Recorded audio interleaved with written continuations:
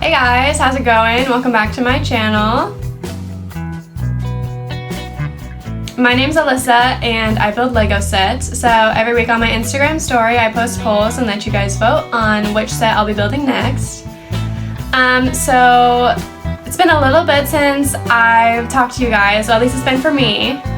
I just got back from my Disneyworld trip again and I had pre-recorded all the past videos, so I'm finally back.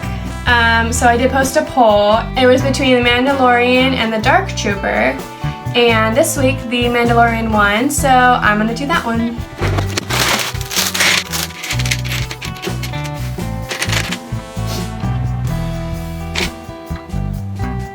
So like I said, it's been quite a while since I have filmed another video. As most of you know, I was in Disney World for 2 weeks. I just got back a couple days ago, so gotta get back to it, back to work, back to my normal filming schedule, I guess.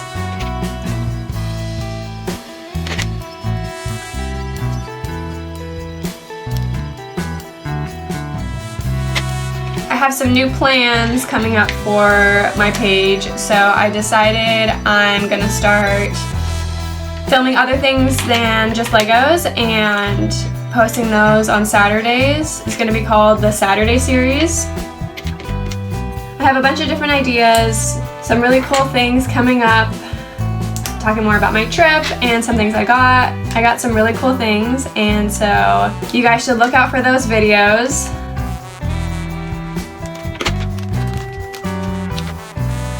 If you guys have any suggestions on more things you'd like to see, I guess, please let me know.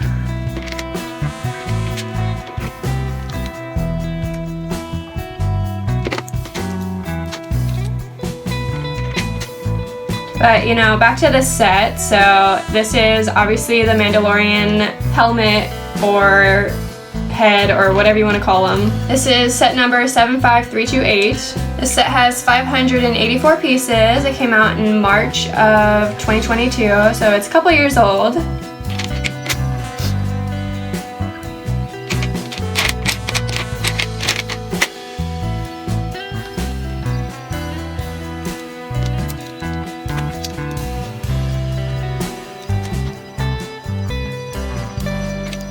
Last week, I believe I finished the Darth Vader head, and that one was pretty fun to make, although it had so many of the same color pieces.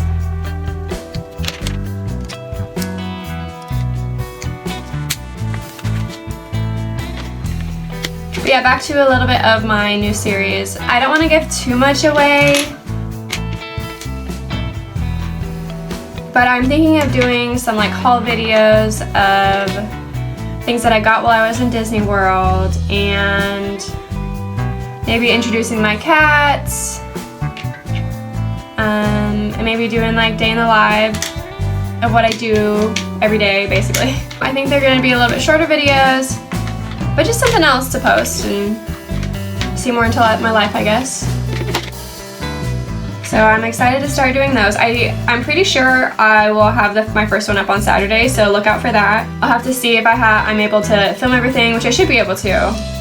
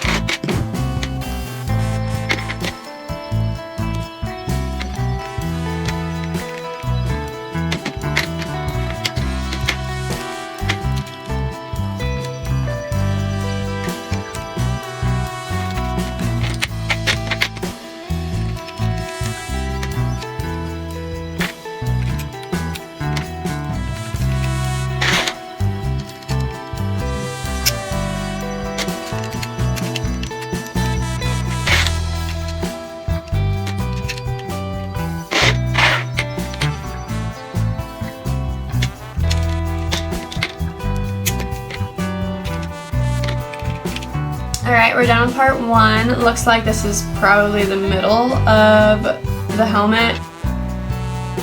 So it doesn't really look like anything yet, but done with part 1.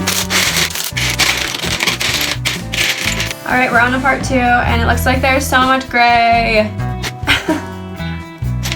So you guys all know that I'm a very big fan of The Mandalorian, Baby Yoda. If you don't, you should go check out my other videos, because I've got quite a few out there now.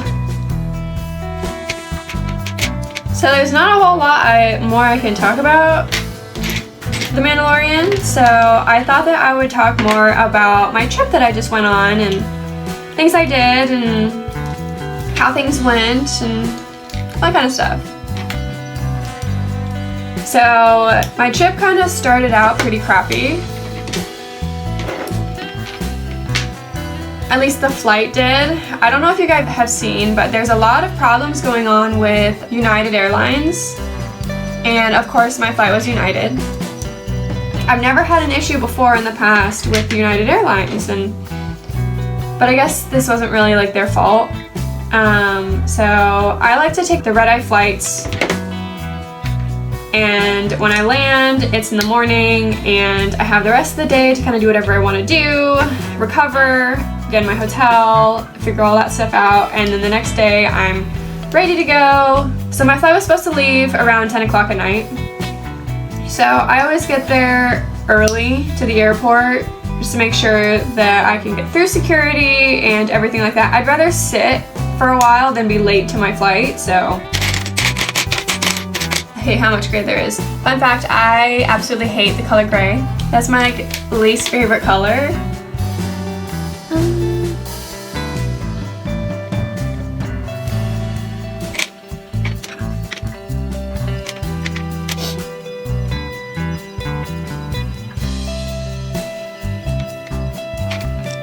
So anyways, supposed to leave at 10 for my flight. While I'm sitting there, ready to board, I got about 2 or 3 different texts that our flight was delayed, so it was late about like 3 hours, which that sucks, first of all. So by that time, it's like midnight, 1 in the morning, finally get on. Everyone absolutely sucks at the airport, and I don't know why. It drives me crazy when we start boarding and they start calling group 1, group 2, and group 6 starts getting in the line. What are you doing? Sit down. It doesn't make sense. Just sit down until your number's called, because now whenever I go up there and when my group is called, y'all are standing in the way, and I don't know, you're just waiting for yours to get called. I think you're in line.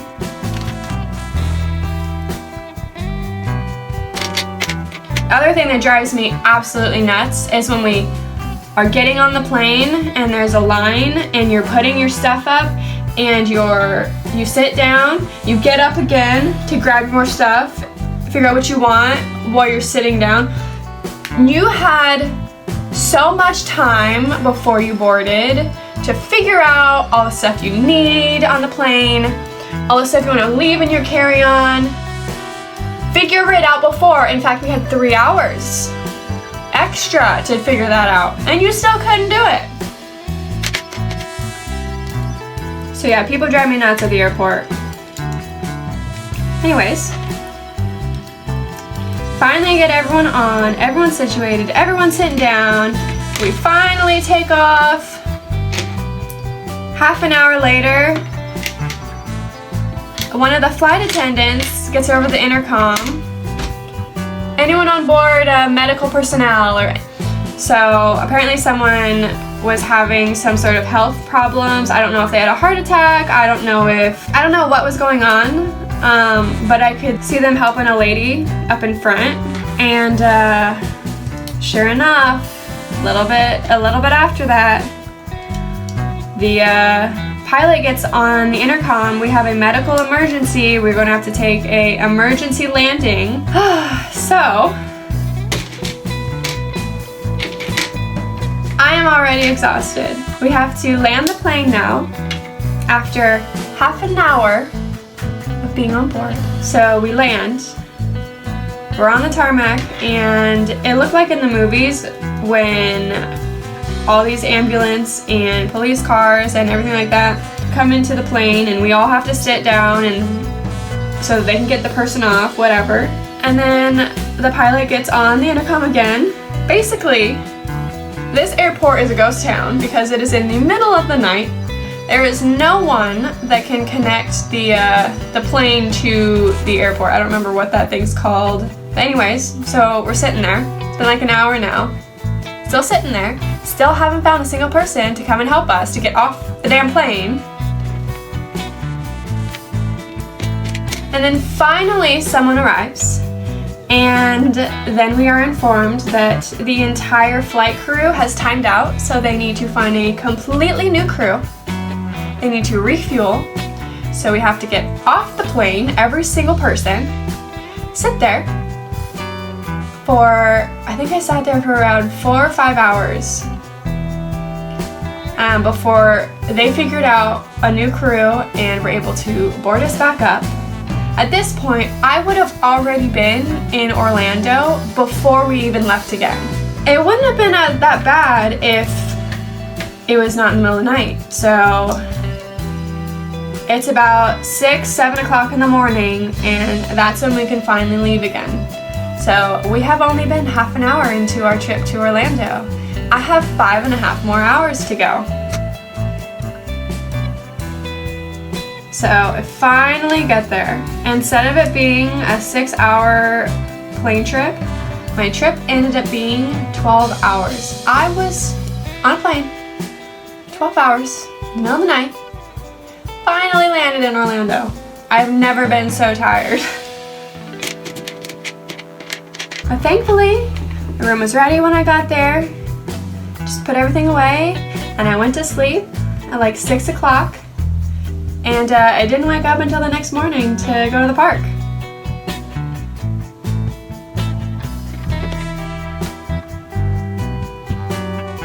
Pieces are driving me nuts. They're all the same color.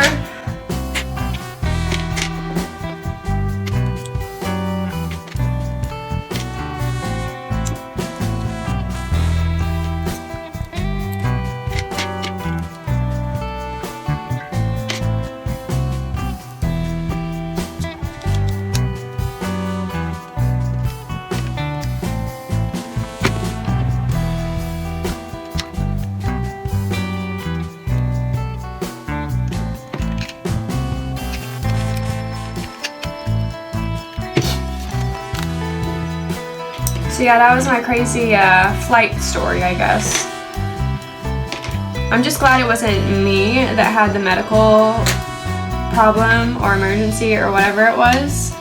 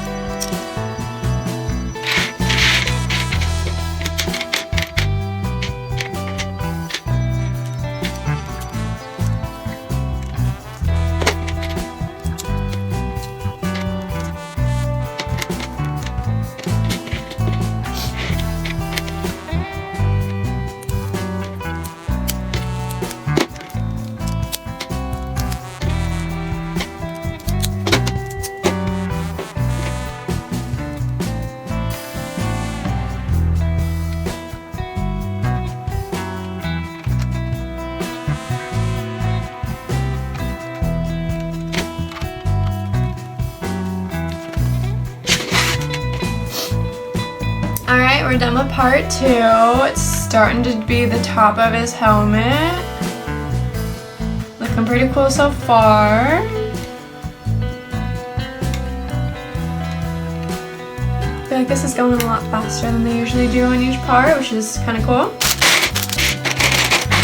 It looks like we're gonna start with the stand now. A little bit less gray in here, which is nice. So when I was in the park this time, I mean, it wasn't super eventful. Basically the same things, you know.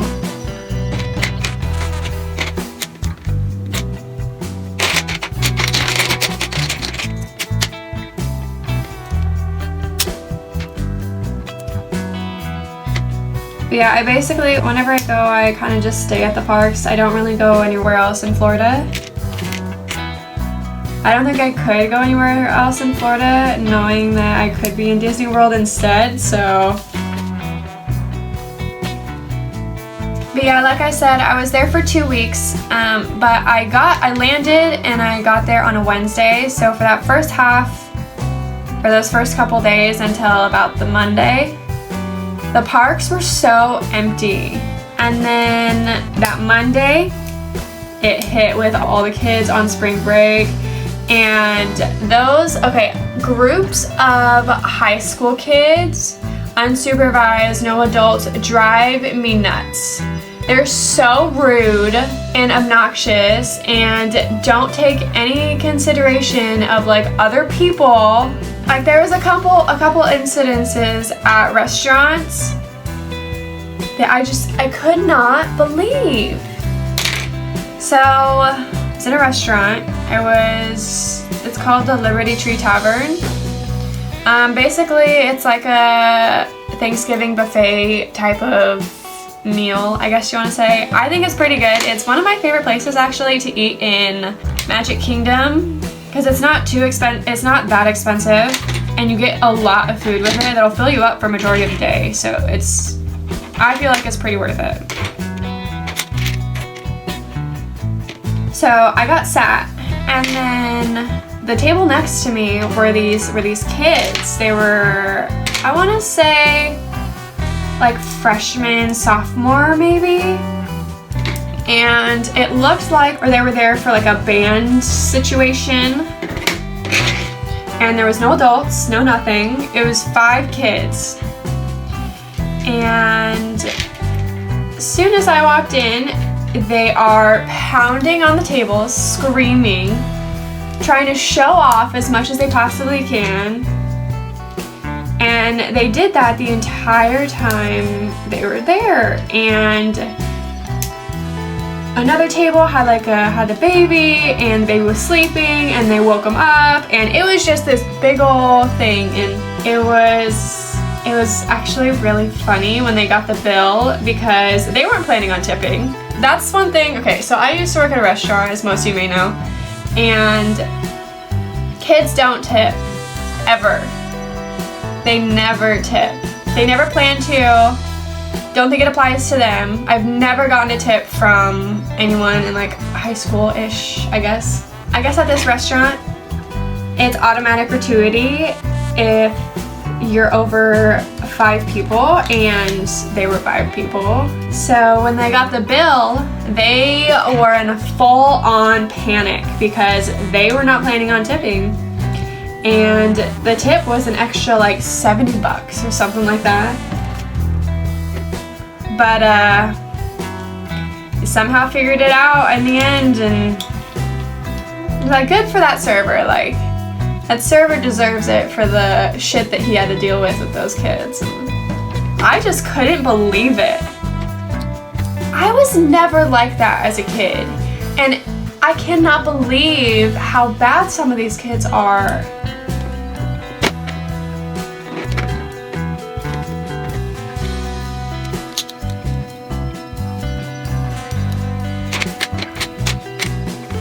And then there was another time I was in another restaurant, so I was in Animal Kingdom this time.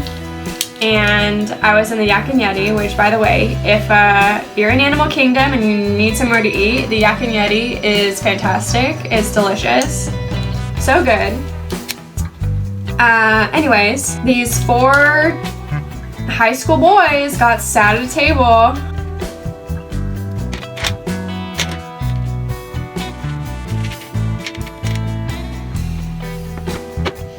And these girls just walked upstairs and went and sat at the table behind them. Didn't get seated. There's an hour-long wait list going on, and they just sat themselves. Thought it was okay. And it definitely triggered me so hard because when I used to work at a restaurant, it used to drive me nuts when people would do that. But thankfully, not too long after, the host comes upstairs and brings people to go sit at the table because it was gonna be sat, and she has to tell them to leave, and they were so awkward and so embarrassed. Like, you know you're not supposed to do that.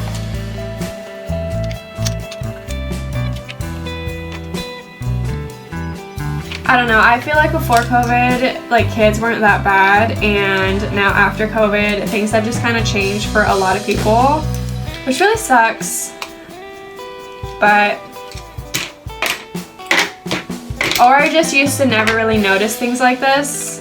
But I guess now that I'm getting a little bit older, I'm starting to notice it, I guess, and be bothered by it. Not bothered, but there was just things like that the whole time of all these kids that didn't have adults with them. And you know what? That's the thing. If you were with your parents, you would not be acting this way. Like, your parents would kick your butt if you were acting the fool like this.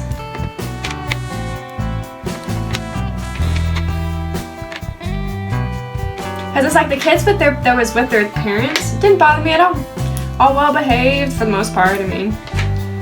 But oh my gosh, the little girls, when they get done with the Bippity Boppity Boutique, I think that's what it's called, where they get like their hair and makeup and the dress and everything. Oh, they're so cute. I was waiting somewhere for a restaurant, and this girl walked out that just got done, and she ran up to her dad, and it was the cutest thing. She was so excited to show him, and oh, it was adorable.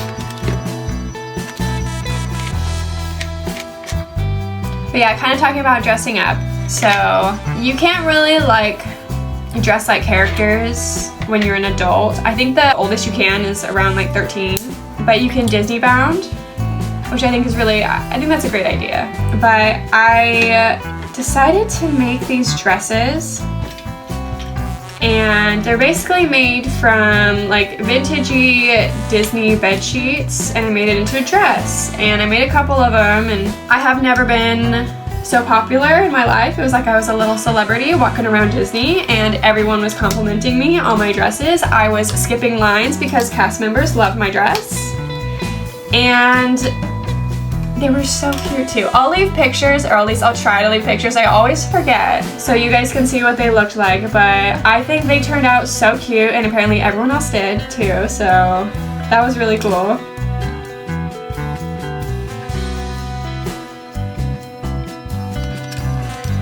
It was already getting hot when I was there too. Like, when I went in January, it was pretty cold.